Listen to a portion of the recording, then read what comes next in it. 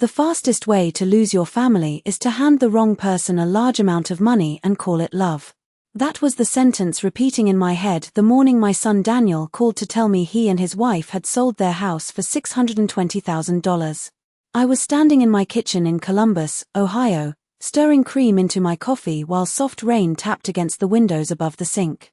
The call came at exactly 7:14 a.m., early enough to make my stomach tighten before I even answered. Mothers know those things. We always know. Mom, Daniel said, sounding almost breathless, we did it. The house officially sold yesterday. I smiled automatically because that is what mothers do, even when something feels off deep in their chest. That's wonderful, sweetheart, I told him. You too must be relieved. Before he could answer, I heard Melissa's voice loudly in the background. Tell her the amount, Daniel. Then he laughed nervously. Nervously. That was the first thing that bothered me. Daniel used to laugh easily when he was younger. After marrying Melissa, every laugh sounded like it needed permission first. $620, he finally said. After fees and everything. I leaned against the counter and looked around my quiet kitchen. My late husband had built those cabinets himself 30 years ago. Every inch of that house held memories, discipline, sacrifice, patience. Things younger people seemed allergic to these days. That's a lot of money, I said carefully. What's the plan? There was a pause on the line. Another thing mothers notice. Well, Daniel began slowly, Melissa thinks we should finally enjoy life a little. Right on cue, Melissa grabbed the phone from him. Evelyn, we've spent years being responsible, she said brightly. We deserve to live now. We're thinking Scottsdale first, maybe Miami later.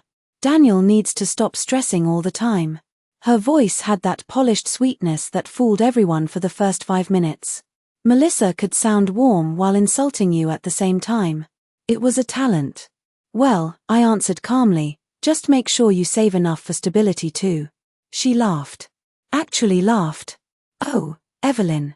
You sound like it's still 1985. Then she handed the phone back. Daniel lowered his voice immediately. Mom, don't worry. Everything's under control. But the problem was that he sounded exactly like his father used to sound right before opening another overdue bill. After we hung up, I stood there staring out at the rain longer than I should have. At 68 years old, instincts become sharper, not weaker. Young people think age makes women paranoid. It doesn't. It makes us experienced. An experience was telling me that $620,000 was about to disappear faster than either of them understood. Over the next few weeks, Melissa made sure everyone knew they were thriving. Every day there was a new Facebook post. A white Lexus with a giant red bow in the dealership showroom. Expensive rooftop dinners in Chicago. Spa weekends in Arizona. Shopping bags from designer stores I'd never even heard of. One afternoon my neighbor Carol came over holding her phone and raised her eyebrows at me. Your daughter-in-law sure is living large, she said carefully. I forced a smile. Looks that way. Carol hesitated before speaking again. You know, Evelyn, sometimes people spend like that when they're trying to prove something. I knew exactly what she meant. Melissa wasn't spending like a secure woman. She was spending like someone terrified the dream might end tomorrow. About a month later Daniel called again, this time around 9 at night. That alone told me something was wrong. Daniel hated difficult conversations after dark because he could never hide his emotions when he was tired. Hey, Mom, he said quietly. You awake? I turned down the television volume. Of course. What happened? Nothing serious, he replied too quickly. I just wanted to ask, do you know any good financial advisors? There it was. The first crack in the foundation. I closed my eyes slowly. Daniel, I said carefully, how much have you two spent already? Silence. Pure silence. Then finally he sighed. Melissa says the money's an investment in our happiness. I looked around my living room at the framed family photos lining the walls. In every picture, Daniel's smile looked more natural before Melissa entered our lives. Sweetheart, I said softly, happiness is not something you can buy in installments. He didn't answer right away. And somehow, in that long silence between us, I realized my peaceful little house was about to become the center of a storm I never invited inside.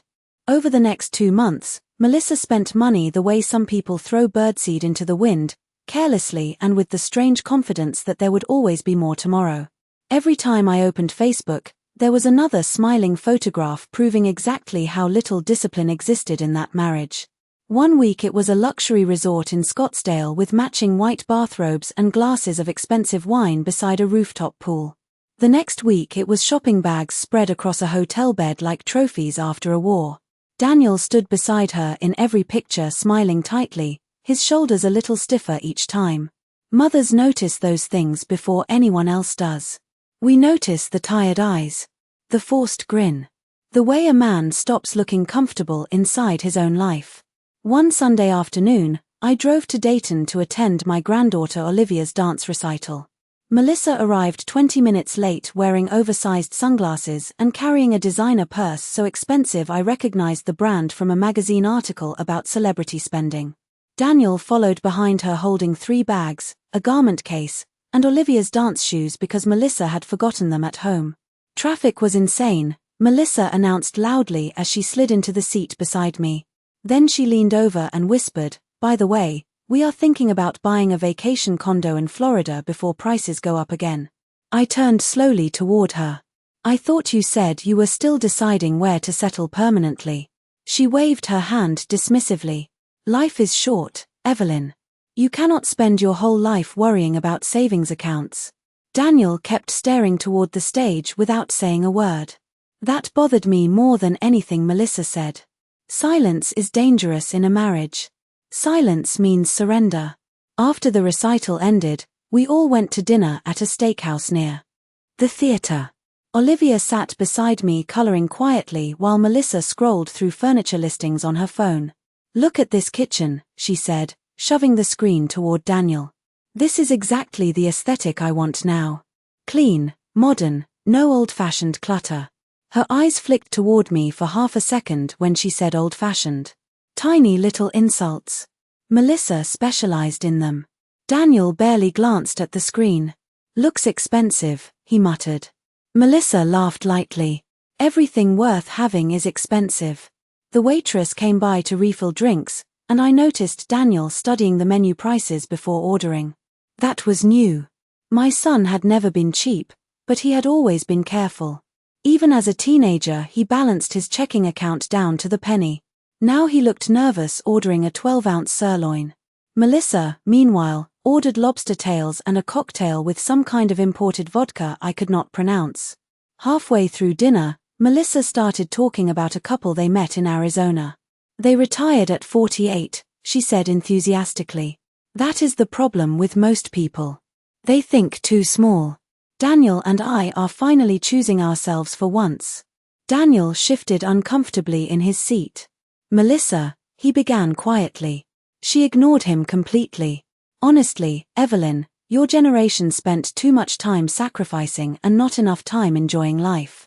I folded my napkin carefully in my lap. Sometimes sacrifice is the reason families survive hard times. Her smile tightened just slightly. "Well, fortunately we are not planning on having hard times." Daniel suddenly excused himself to the restroom, but not before I saw the exhaustion on his face. The moment he walked away, Melissa leaned closer to me across the table. "You know," she said softly, "Daniel carries guilt about money because of how he was raised. I am trying to help him loosen up." I stared at her for several seconds before answering. "Being responsible is not guilt, Melissa." Her expression cooled instantly. "Agree to disagree." By early fall, the social media posts slowed down. That was the second warning sign. People who are truly happy do not suddenly disappear online unless reality begins catching up with them. Then one evening Daniel called asking whether I still had the recipe for the chicken casserole he loved as a child. "Melissa wants us to start eating at home more," he explained awkwardly. "Probably smart," I replied gently. "Restaurants add up fast." There was a long pause. "Yeah," he admitted quietly. "Everything adds up fast." A few days later, I stopped by their apartment unexpectedly on my way back from a doctor appointment. Daniel opened the door wearing sweatpants in the middle of the afternoon. He looked pale and tired. Behind him I could hear Melissa arguing loudly with someone on speakerphone about credit card interest rates. The moment she noticed me standing there, her entire tone changed into cheerful sweetness. "Evelyn, you should have called first." I handed Daniel the casserole dish I had brought over and glanced around the apartment. Shopping bags still covered the dining room chairs. Unopened boxes sat stacked near the hallway. But underneath all the expensive clutter, something else had arrived. Stress. Thick, ugly stress hanging in the air like humidity before a storm. Then I noticed Daniel's hands. My son was shaking slightly while signing for a package at the door. That was when I understood the truth. The money was not disappearing. It was already gone. 3 weeks after I visited their apartment, Daniel showed up at my front door alone carrying a cardboard box full of old family photo albums. It was almost 7 in the evening, cold enough outside for the wind to rattle the maple trees in my yard. The moment I opened the door, I knew something had changed. My son looked thinner. Not dramatically thinner, but enough for a mother to notice immediately. Stress had a way of hollowing people out slowly. "Hey, Mom," he said quietly. "I was cleaning out storage and found these." I stepped aside to let him in. "You drove all the way here just to bring photo albums?" He forced a small smile. "I figured you would want them." That answer made no sense, which meant the real reason was something he did not want to say out loud yet. Daniel sat at my kitchen table while I made coffee, and for the first 10 minutes he barely spoke. He just stared at the steam rising from his mug like he was trying to solve a math problem nobody else could see. Finally I asked the question directly. "How bad is it?" His eyes lifted slowly toward mine. "What do you mean?" "Daniel," I said calmly, "I raised you. Stop insulting both of us by pretending everything is fine." He leaned back in the chair and rubbed both hands over his face. For a moment he looked less like a 42-year-old husband and more like the exhausted little boy who used to come home after losing baseball games in middle school. "It is complicated," he muttered. "No," I answered softly. "It is expensive." He laughed once under his breath because he knew I was right. Then the truth started leaking out piece by piece. Their accountant had warned them months earlier that the spending was out of control. Melissa ignored him. The luxury apartment lease was nearly $9,000 a month. The Florida condo deposit was non-refundable. 2 credit cards were almost maxed out. Melissa had also invested money into an online business venture with one of her friends from Scottsdale that was apparently already collapsing. "How much is left?" I asked carefully. Daniel stared into his coffee. "I do not know exactly." That answer frightened me more than any number could have. Responsible people always know exactly how much money they have left. "Melissa handles most of it now," he admitted quietly. I looked at him for a long moment without speaking. My son had once balanced spreadsheets for fun in college. Now he did not even know the condition of his own finances. That was not marriage. That was surrender. "Daniel," I said slowly, "you cannot build a stable life with someone who treats money like applause." He frowned immediately. "Melissa is trying." "No," I replied calmly. "Melissa is spending." The room fell silent after that. Outside, headlights passed slowly across the front window as neighbors drove home from work. Finally Daniel spoke again, but this time his voice sounded smaller. "She says I never support her enough." There it was. The guilt. Melissa always used guilt the way some people use rope, tightening it little by little until the other person stopped resisting. "Do you know what your father used to tell me?" I asked softly. Daniel shook his head. "He used to say that love should make your life steadier, not more chaotic." Daniel looked down again. I could see conflict all over his face. Part of him already knew the truth, but another part was still desperate to protect the fantasy Melissa had sold him. Before leaving that night, he hesitated near the front door. "Mom," he said carefully, "if things ever got really bad, hypothetically, would you let us stay here for a little while?" There it was. The real reason for the visit. Not the photo albums. Not the coffee. The question. I kept my expression neutral even though something heavy settled in my chest. How temporary is temporary? He exhaled slowly. Just until we regroup. I nodded once but did not answer immediately. Every instinct in my body warned me to be careful. Not because of Daniel. Never because of Daniel. But because people who destroy one home often carry the same destruction into the next one. We will cross that bridge if we get there, I finally said. Relief flashed across his face so quickly it broke my heart a little. He hugged me before leaving, and for a brief second I felt the same little boy who used to run into my arms after school. Then he walked out into the cold night looking like a man carrying invisible weight on his shoulders. 2 days later Melissa called me directly for the first time in nearly a month. Her voice sounded unusually cheerful. Too cheerful. "Evelyn," she said brightly, "Daniel told me you two had such a nice visit.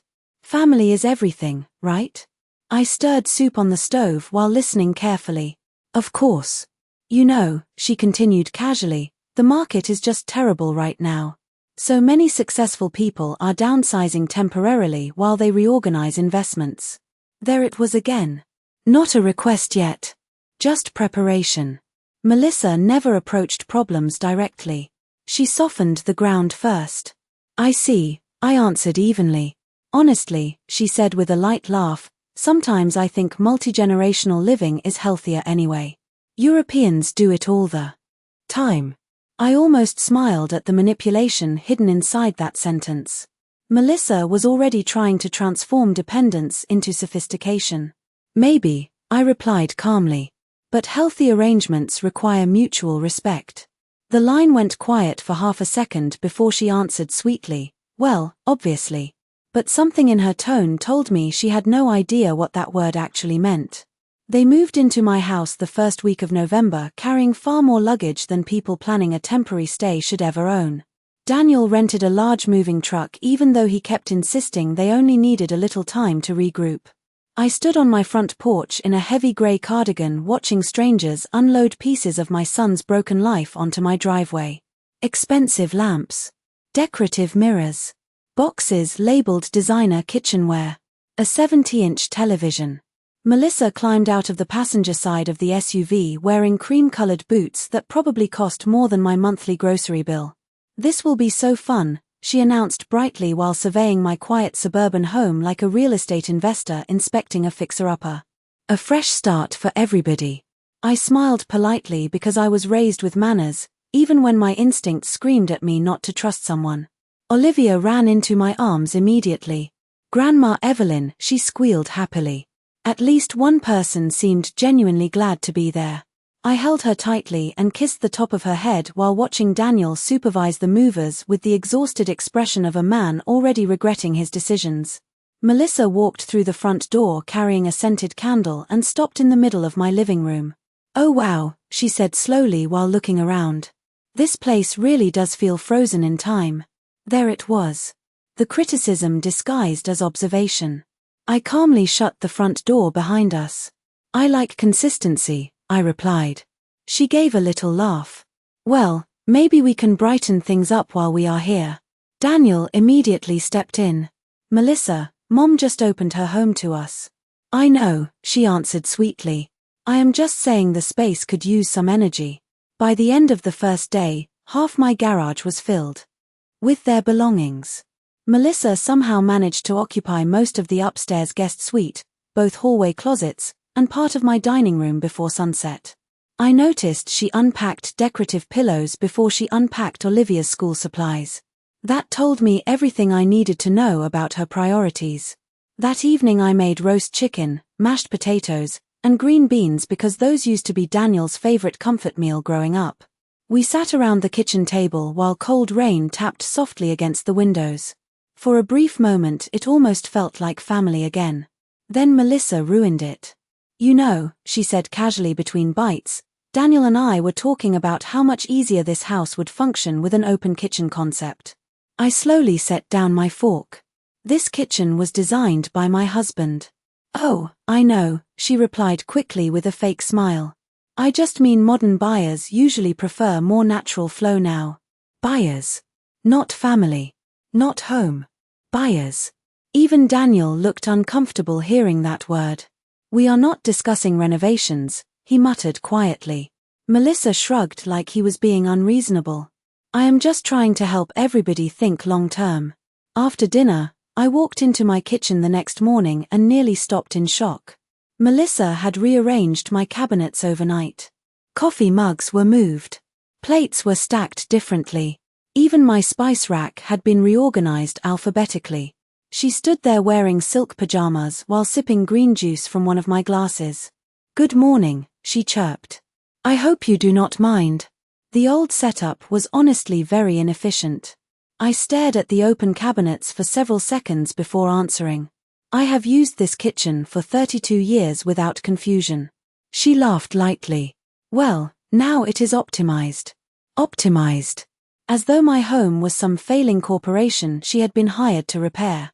Daniel came downstairs a few minutes later and immediately sensed tension. "Everything okay?" he asked carefully.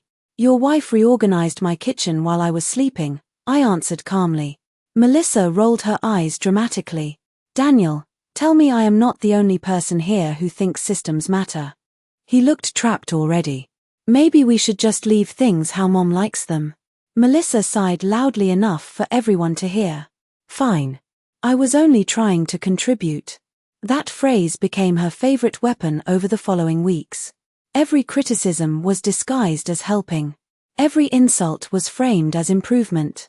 She complained that my guest towels felt outdated. She criticized the smell of my laundry detergent because it was too old-fashioned. She suggested replacing my living room curtains because they darkened the energy of the house. One afternoon I came home from grocery shopping and found Melissa removing framed family photographs from the hallway wall. "What are you doing?" I asked sharply before I could stop myself. She did not even look embarrassed. I thought the hallway would feel less cluttered with a minimalist aesthetic. I walked over slowly and took the frames from her hands. Pictures of Daniel as a little boy. My wedding photo. My late husband holding newborn Olivia. "These are not clutter," I said quietly. Melissa crossed her arms. "I just think homes should evolve." I met her eyes directly for the first time since they moved in. This home survived cancer treatments, layoffs, funerals, and 30 years of mortgage payments. It does not need to evolve. For one brief second, something cold flashed across her face before the sweet expression returned. "Of course," she said softly. "I was only trying to help." But late that night, lying awake in bed listening to unfamiliar footsteps moving through my hallway, I realized something deeply unsettling. Melissa was not adjusting to my home. She was slowly trying to make it hers. By December, I no longer felt like the owner of my own house. I felt like a quiet guest carefully moving around other people's routines. Melissa had a way of taking over space so gradually that if you complained, you sounded unreasonable. First it was small things. She started controlling the thermostat because she claimed my house was wasting energy. Then she decided everyone should eat dinner later because her wellness schedule worked better that way. Suddenly my peaceful mornings disappeared under the sound of blenders, phone calls, and cabinet doors slamming before sunrise. Every part of the home slowly adjusted itself around Melissa's preferences while mine became invisible. One Tuesday morning I walked into the kitchen planning to make oatmeal and coffee before my doctor appointment. Melissa sat at the island counter scrolling through her phone while Olivia watched cartoons nearby. Without even looking up, Melissa said, "Oh, I already planned breakfast today. We are doing protein smoothies only this week." I stood there holding my oatmeal container in silence for a moment. I was not aware my kitchen required approval now. Melissa gave a small laugh. "I am just trying to keep everybody healthier." Then she glanced down at my oatmeal like it was a personal failure. "Carbs are really inflammatory after 60. I slowly placed the oatmeal back into the pantry and made myself coffee instead. Some people think disrespect always arrives loudly. It does not. Sometimes it arrives disguised as advice. Daniel noticed the tension too, but instead of confronting it, he buried himself in job applications and long drives to nowhere. Every evening he sat at my dining room table with his laptop open pretending things were temporary.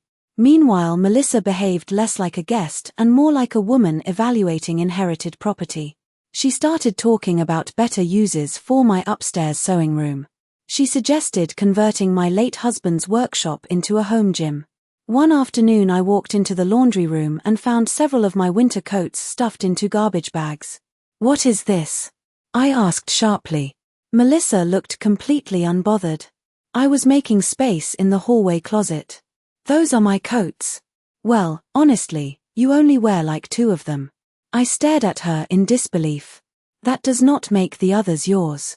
She sighed dramatically like I was exhausting her patience. "Evelyn, you are taking everything so personally lately." That sentence sat in my chest all afternoon like a stone. Taking things personally. As though my own home, my own belongings, my own routines should not matter to me anymore. Around that same time, Melissa began depending on me more heavily. With Olivia, while acting as though she was doing me a favor. "You love spending time with her anyway," she would say while handing me school pickup responsibilities or asking me to supervise homework because she was mentally drained. I loved my granddaughter deeply, but there is a difference between helping family and quietly becoming unpaid labor in your own retirement years. One Friday evening I returned from grocery shopping and found Melissa hosting 2 women from her Pilates class in my living room. Wine glasses sat on my coffee table beside expensive handbags while strangers criticized local real estate prices like television commentators. Melissa barely looked up when I walked in carrying heavy grocery bags. "Ladies, this is Daniel's mom, Evelyn." One of the women smiled politely. The other simply nodded before continuing her conversation. I stood there awkwardly for several seconds until Olivia finally ran over to help me with the bags. Not Melissa. Not Daniel. My 8-year-old granddaughter. Later that night, after the guests left, I confronted Daniel quietly in the kitchen. "Your wife invited strangers into my house without asking me." He looked exhausted before I even finished speaking. "Mom, she probably assumed it was okay." "That is exactly the problem," I replied. "She assumes everything here belongs to her now."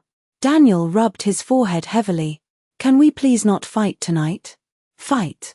That word angered me more than it should have. Setting boundaries was not fighting. Expecting respect was not fighting. But somewhere along the line, Melissa had trained him to confuse discomfort with cruelty. 2 days later came the moment that changed something permanently inside me. I was carrying a basket of laundry upstairs when I overheard Melissa speaking on the phone in the guest bedroom. My name made me pause outside the partially closed door. "Honestly," she whispered with a frustrated laugh, "the house is decent, but living with older people is exhausting. Everything becomes emotional." I stood perfectly still. "Daniel feels guilty all the time because she sacrificed so much for him growing up," Melissa continued. "But eventually this house will probably become ours anyway, so I am trying to think long term." My fingers tightened around the laundry basket so hard my knuckles hurt. Not once in that conversation did she speak about gratitude. Not once did she acknowledge kindness. To Melissa, my home was not shelter given during a crisis. It was future ownership delayed by inconvenience. That night I sat alone in my bedroom staring at the framed photograph of my late husband on the dresser. Frank spent 33 years working overtime shifts to pay for that house. He missed birthdays. He worked holidays. He repaired the roof himself at 58 years old because we could not afford contractors back then. Every sacrifice built those walls. And now a woman who had burned through $620,000 in less than a year was already discussing what would happen after I was gone. That was the moment I stopped thinking like a mother trying to help her son. And started thinking like a homeowner protecting what remained of her life. Christmas arrived with artificial smiles and tension so thick it felt trapped inside the walls of my house. Melissa insisted on hosting Christmas Eve dinner even though it was still my home, my kitchen, my dining room, and my traditions that she had slowly pushed aside over the past 2 months. She replaced my usual red tablecloth with a beige runner she called more elegant. She swapped out my handwritten place cards for minimalist gold ones ordered online. Even the music playing softly through the speakers was different. Gone were the old Nat King Cole Christmas songs Frank used to love. Instead, the house filled with soft instrumental music that sounded more like a hotel lobby than a family holiday. I stood near the oven quietly basting the turkey while Melissa floated through the dining room giving instructions like she owned the place. Olivia, fold the napkins diagonally, not like that. Daniel, move those candles 3 inches to the left. Evelyn, maybe put the gravy boat on the smaller tray so the table feels less crowded. Every sentence sounded polite on the surface, but underneath it was something else. Control. That was Melissa's real addiction. Not shopping. Not luxury. Control. By 5 o'clock my sister Diane arrived with her husband, followed by Daniel's cousin Rebecca and her family. The house filled with coats, perfume, laughter, and winter air drifting in every time the front door opened. For a little while, the noise distracted everyone from the uncomfortable reality underneath the evening. Olivia showed off Christmas crafts from school. Football played softly in the background. People complimented the food. I watched Daniel carefully throughout the evening. He laughed when expected, smiled when spoken to, but his eyes constantly moved toward Melissa like a man checking the weather before stepping outside. Halfway through dinner, the conversation shifted toward housing prices because Rebecca and her husband were considering downsizing after retirement. Honestly, Diane said while sipping wine, maintaining a large home gets exhausting after a certain age. Before I could even respond, Melissa jumped in enthusiastically. Exactly. That is what I keep telling Evelyn. This house is way too much responsibility for one person. My fork paused halfway to my mouth. Diane glanced at me awkwardly. Well, Evelyn has always taken wonderful care of this place. Melissa smiled tightly. Of course. But eventually practicality matters more than sentiment. There it was again. That word. Eventually. Always spoken with the confidence of someone already imagining life after I was gone. Daniel shifted uncomfortably beside her. Melissa, he warned quietly. But she kept going. I mean, realistically, homes function better when younger people manage them. More energy. More modern thinking. The table went quiet. Even Olivia stopped eating. I slowly set down my fork and folded my napkin carefully in my lap. This home has functioned perfectly well for over 30 years, I said calmly. Melissa gave a small laugh that sounded painfully fake. Oh, I did not mean anything insulting.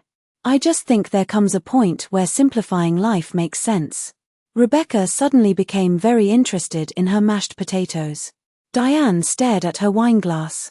Nobody wanted to step into family tension during Christmas dinner. That is how people like Melissa survive so long. They rely on everyone else wanting peace more than truth.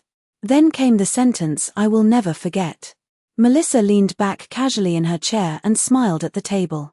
Honestly, this house would probably feel more alive with some fresh leadership. Leadership. She used the word leadership to describe my own home while sitting at my dining room table eating food I had cooked inside a house my husband and I spent decades paying for. I looked directly at Daniel waiting for him to say something. Anything. But he just stared down at his plate in silence. That hurt more than Melissa's words ever could. Silence from strangers means nothing. Silence from your own child feels like abandonment. The rest of dinner limped forward awkwardly after that. Conversations became shorter. People left earlier than usual. By 9 o'clock the house had emptied except for the 4 of us. Melissa stood in the kitchen scrolling through her phone while Daniel loaded dishes into the dishwasher. I dried plates slowly, trying to hold onto my composure. Finally Melissa broke the silence. I really think tonight went beautifully. I turned toward her. Did you? She blinked innocently. Of course. You embarrassed me in my own home. Her expression changed instantly into wounded disbelief. Evelyn, you are being overly sensitive again. Daniel closed the dishwasher harder than necessary. Can we please not do this tonight? I looked at him carefully. Do what, Daniel? He rubbed his forehead heavily. Fight. No, I answered quietly. What happened tonight was not a fight. It was disrespect. Melissa crossed her arms immediately. I have bent over backwards trying to make this arrangement work. I almost laughed at the absurdity of hearing that sentence inside my own kitchen. You moved into my house after spending almost every dollar you had, I said calmly. You rearranged my home, criticized my life, and now you speak about replacing me like I am outdated furniture. Her eyes hardened for the first time all evening. Nobody is replacing you. But the tone in her voice said something very different. Daniel suddenly looked exhausted beyond words. Mom, Melissa just wants everybody to move forward. I stared at my son standing in the kitchen where he used to eat cereal before elementary school every morning while Frank packed his lunch for work. Moving forward should not require erasing the people who built the road. The room went silent after that. Later that night, long after everyone went upstairs, I sat alone in the dark living room beside the Christmas tree lights thinking about something my husband once told me years ago. He said that some people enter your life carrying gratitude, while others enter carrying appetite. And for the first time since they moved in, I realized Melissa was no longer hiding which one she truly was. The week after Christmas, I made an appointment with Mr. Howard without telling anyone. Harold Howard had been my family's attorney for almost 20 years, and unlike most people Melissa surrounded herself with, he was not easily charmed by polished smiles or expensive handbags. His office sat downtown above an old insurance building with creaky elevators and outdated carpeting, the kind of place young people dismiss because it lacks modern aesthetics. Personally, I trusted places that looked stable more than places that looked fashionable. Mr. Howard greeted me warmly when I arrived. Evelyn Carter, he said with a smile. Still carrying yourself straighter than half the people my age. I sat carefully across from his desk and folded my gloves into my lap. Harold, I need to discuss protecting my home. The smile faded from his face immediately. Good attorneys know when casual conversation is over. Tell me what is happening, he said quietly. So I did. Not emotionally. Not dramatically. I simply laid out the facts the same way Frank used to organize bills at the kitchen table. Daniel and Melissa sold their house. They spent recklessly. They moved into my home temporarily. Melissa had begun speaking as though my property already belonged to her future. Mr. Howard listened without interrupting once. When I finally finished, he leaned back slowly in his chair. Have they asked you to transfer ownership yet? Not directly. But you believe they will. I know they will. He nodded thoughtfully. Then you came at the right time. For the next hour, he explained trusts, property protections, and long-term estate planning while snow drifted softly outside his office windows. I listened carefully to every word. Some people think revenge begins with anger. It does not. Real protection begins with preparation. By the time I left his office that afternoon, the first pieces of my plan were already quietly moving into place. Meanwhile, back at home, Melissa continued behaving as though my resistance was simply a phase she would eventually outlast. The confidence in her attitude actually made things easier for me. Arrogant people rarely notice quiet people preparing boundaries. About 2 weeks later, I walked into the kitchen one morning and found Melissa sitting at the table surrounded by paperwork. Spreadsheets. Mortgage estimates. Property value printouts. She quickly flipped one paper upside down when she saw me enter. Too late. I had already seen my address printed at the top. What are you working on? I asked calmly while pouring coffee. Melissa smiled too quickly. Oh, nothing important. Just researching market trends. For my neighborhood. Well, this area is becoming extremely desirable. I stirred cream into my coffee slowly. Interesting hobby. Daniel walked in a few moments later looking tense before he even spoke. Mom, he began carefully, can we talk later tonight? There it was. The approach had officially begun. All day long I moved through the house quietly preparing myself for the conversation I already knew was coming. That evening after dinner, Olivia went upstairs to finish homework while Melissa and Daniel sat across from me in the living room. Melissa crossed her legs elegantly while Daniel stared at his hands. Evelyn, Melissa began gently, using the soft voice she reserved for manipulation. We have been discussing ways to create more long-term stability for everyone. I almost admired how professionally she phrased greed. Go on, I said evenly.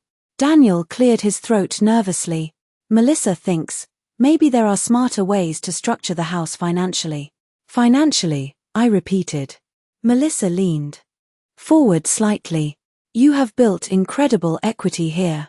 But homes can become difficult burdens later in life. Taxes, maintenance, medical uncertainty, I manage fine. Of course, she said quickly. Nobody is saying otherwise. We just think it could make sense to eventually place the property under shared management so everybody feels secure. Shared management. Another polished phrase designed to disguise ownership. Daniel still could not meet my eyes. And who exactly is everybody? I asked calmly.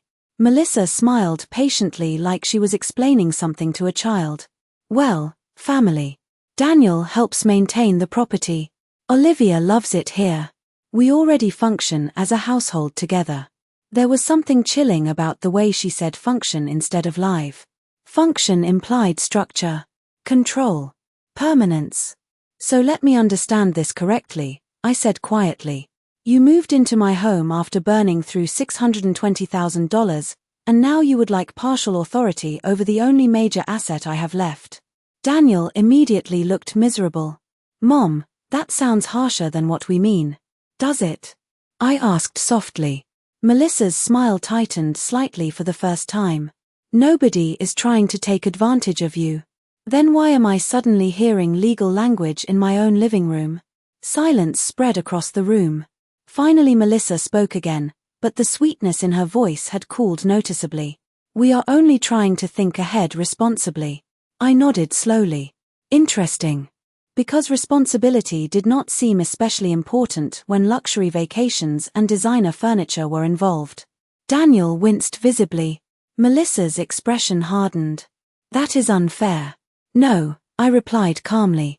Unfair is expecting an elderly woman to rescue the consequences of your financial decisions while simultaneously positioning yourself to inherit her stability. Daniel stood up abruptly. Please stop. His voice cracked slightly under the pressure. For a moment I almost felt sorry for him. Almost. Melissa rose from the couch more slowly. I think emotions are clouding this conversation. No, I said quietly while standing too. Actually, this is the clearest I have felt in months. She stared at me for several long seconds before forcing another smile onto her face. Well, perhaps we should revisit this later. But as she walked upstairs beside Daniel that night, I noticed something important for the first time since they moved in. Melissa no longer looked confident. She looked calculating. And the difference between those two things can change everything. After that conversation in the living room, the atmosphere inside the house changed completely. Melissa stopped pretending we were simply family helping one another through difficult times. The politeness remained on the surface, but underneath it I could feel frustration building inside her every day. She had expected me to bend eventually, to grow tired, to become emotional and dependent and easy to influence. Instead, I became quieter, more observant, more prepared. And people like Melissa hate losing control over situations they already imagined winning. About a week later, Daniel left early one morning for a second interview with a logistics company in Cincinnati. The moment his car pulled out of the driveway, Melissa's entire demeanor shifted. She walked into the kitchen carrying her laptop and a thick manila folder. "Do you have a minute?" she asked casually. "I suppose that depends on the topic." She smiled tightly and sat across from me at the table. "I have been thinking a lot about stability lately. Especially for Olivia." There it was again. Whenever Melissa wanted something, she wrapped it inside concern for someone else. "Children need consistency," she continued. "Predictability. Security." I folded the newspaper calmly. "I agree. Exactly. Which is why I think it would be smart for all of us to formalize living arrangements before things become complicated later." She slid the manila folder across the table toward me. I did not touch it immediately. "What is this?" "Just some preliminary paperwork," she said lightly. "Nothing official yet." But of course it was official. Melissa never did anything halfway. I opened the folder slowly and immediately saw legal forms. Property transfer language. shared ownership structures, estate, terminology. She had already spoken to someone. You prepared legal documents without discussing this with me first. Her voice remained unnaturally calm. I wanted to make the process easier for everybody. Everybody, I repeated softly. You keep using that word while describing things that mostly benefit you. Her smile faded slightly. That is not fair. No, I replied quietly while turning another page. What is unfair is sitting in a house you contributed nothing toward while asking the owner to sign away control. Melissa leaned back in her chair. For the first time since I met her, the sweetness disappeared completely from her face. Daniel is your son. Yes. And Olivia is your granddaughter. Yes. Then why are you acting like we are strangers trying to scam you? I closed the folder carefully before answering. Because people who genuinely care about family do not arrive with paperwork designed to protect themselves financially. Her jaw tightened slightly. You really think that little of me? I looked directly into her eyes. I think exactly as much of you as your behavior has earned. The room became very still after that. Outside, snow drifted softly across the backyard while the furnace hummed through the vents. Melissa crossed her arms slowly. You know what your problem is, Evelyn, she asked coldly. You confuse control with wisdom. I almost smiled at the irony. Interesting observation coming from someone trying to claim ownership over another woman's home. She stood abruptly and walked toward the sink before speaking again. Daniel warned me this would happen. What exactly did he warn you about? That eventually you would hold everything over our heads. I stared at her in disbelief. Your husband and child have lived in my house for months without paying bills, mortgage, or property taxes. We contribute. No, I answered firmly. You occupy. Her face hardened immediately. You think because you are older you automatically deserve obedience. No, I said calmly. I think respect should exist in both directions. At that exact moment the front door opened unexpectedly. Daniel had returned home early. The moment he walked into the kitchen, he sensed the tension instantly. His eyes moved from Melissa's expression to the folder sitting on the table. Then his face drained of color. Melissa, he said quietly. She immediately switched back into wounded innocence. I was only trying to start a responsible conversation. Daniel picked up the folder and flipped through the documents rapidly. You already had forms drafted. Someone had to think ahead. He looked genuinely shaken now. You told me this was hypothetical. Because if I waited for you to handle things, we would still be drowning in uncertainty. Daniel rubbed his forehead hard with one hand while staring down at the papers. For the first time in months, anger finally appeared beneath his exhaustion. You went behind my back. I was trying to secure our future. By pressuring my mother? Melissa's voice sharpened instantly. Your mother acts like we are parasites. I stood up slowly from the table. No, Melissa. Parasites take without gratitude. You simply call it planning. The silence afterward felt almost electric. Daniel looked trapped between shame and realization. Melissa looked furious that control was slipping through her fingers. And I felt something unexpected for the first time in months. Peace. Because while they were arguing over paperwork, neither of them understood the most important detail yet. Those documents no longer mattered. 3 days earlier, I had already finalized everything with Mr. Howard. The house had been transferred into an irrevocable trust protected from future manipulation, pressure, or entitlement. Nobody sitting in that kitchen could touch it anymore. Not emotionally. Not legally. Not financially. I watched Melissa carefully as she gathered the papers back into the folder with tense movements. She still believed she was negotiating ownership. But the truth was far simpler than that. The door had already closed. She just had not heard it lock yet. The final conversation happened on a grey February morning while freezing rain tapped against the windows and the whole house smelled faintly like coffee and wet coats. Daniel sat at the kitchen table staring blankly at unpaid bills spread around him while Melissa paced near the sink holding her phone. Even Olivia seemed quieter lately, like children do when they realize adults are carrying problems too heavy for the room.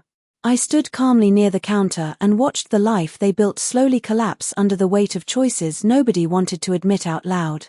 The bank called again, Daniel said finally, his voice rough with exhaustion. Melissa stopped pacing immediately. We already talked about this.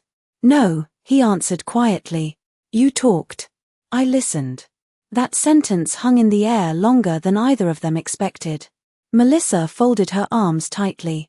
So now this is all my fault. Daniel laughed once under his breath, but there was no humor in it anymore. Melissa, we spent $620,000 in under a year. We were building a lifestyle. No, he said softly while rubbing his eyes, we were performing one. I stayed silent because sometimes people only hear truth after they say it themselves. Melissa noticed me watching and immediately straightened her posture. Evelyn, I think we should all sit down later and discuss long-term solutions like adults. I almost smiled. She still believed negotiations were possible. There is no need, I replied calmly. I already made my decisions. The room went completely still. Daniel slowly looked up from the table. What decisions? I walked toward the drawer beside the refrigerator and removed a neat folder containing copies of paperwork from Mr. Howard. Then I placed it gently onto the table between them. Melissa's expression tightened instantly. What is this? Legal documentation, I answered quietly. Daniel opened the folder first. I watched confusion spread across his face while Melissa leaned closer reading over his shoulder. Then came silence. Long, heavy silence. Finally Melissa looked up sharply. An irrevocable trust. Yes. Her face lost color almost immediately. You transferred the house already? 3 weeks ago. Daniel blinked several times like he was trying to process the words correctly. Mom, the property is fully protected now, I continued calmly. No individual family member has ownership access, transfer rights, or future claims against it. Melissa grabbed the paperwork and flipped through the pages rapidly. You did this without discussing it with us? I looked directly at her. You prepared ownership documents without discussing them with me first. She opened her mouth, then closed it again. Daniel stared down at the papers with a devastated expression. So what happens now? He asked quietly. I folded my hands carefully in front of me. Now I move forward with the next stage of my plans. Melissa narrowed her eyes immediately. What does that mean? I reached into the folder again and removed another document. This one made Daniel's face drain completely white the moment he saw it. The house has already been listed privately through an agent Mr. Howard recommended. Melissa actually stepped backward. You are selling the house? Yes. You cannot be serious. I am very serious. The panic in her voice finally surfaced openly for the first time. Where are we supposed to go? I answered honestly. That is something you should have considered before trying to secure ownership over someone else's retirement. Daniel looked physically ill now. Mom, please, his voice cracked on the last word. And for one painful moment, I saw my little boy again beneath all the mistakes and exhaustion. I gave you shelter when you needed help, I said softly. But somewhere along the way, gratitude disappeared and entitlement replaced it. Melissa slammed the paperwork down onto the table. This is unbelievable. No, I replied calmly. What is unbelievable is spending nearly an entire fortune and then treating the person saving you like an obstacle. Her face hardened with anger. You are punishing us. No, Melissa. I am protecting myself. Daniel buried his face into his hands while the silence stretched painfully through the kitchen. Outside, freezing rain continued tapping against the windows like slow clockwork. Finally I spoke again, quieter this time. You will have 30 days. Melissa stared at me in shock. 30 days. That is more kindness than many people receive. Daniel looked up suddenly, eyes red with humiliation. I never wanted this. And for the first time in months, I believed him. Truly believed him. He looked broken in a way money alone could never explain. Melissa, however, still looked furious rather than regretful. That difference mattered. Where will you go? Daniel asked weakly. I allowed myself the first small smile I had felt in a very long time. There is a retirement community outside Asheville, North Carolina. Small cottages. Walking trails. Gardening club. Quiet. Melissa stared at me like she no longer recognized the woman sitting across from her. The truth was, she never really had. She thought kindness meant weakness because she had confused patience with surrender. 2 weeks later, movers carried boxes out of my house while Daniel stood silently near the driveway helping load the truck. Melissa barely spoke to me anymore except for clipped, icy responses. But Olivia hugged me so tightly before leaving that I nearly cried. "Will I still see you, Grandma Evelyn?" she whispered. I kissed the top of her head gently. "Always."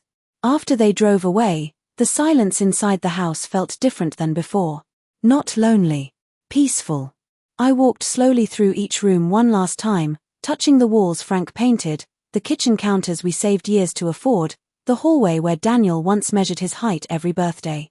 Then I picked up my suitcase, locked the front door behind me, and walked away with the one thing Melissa could never buy no matter how much money she spent. My dignity.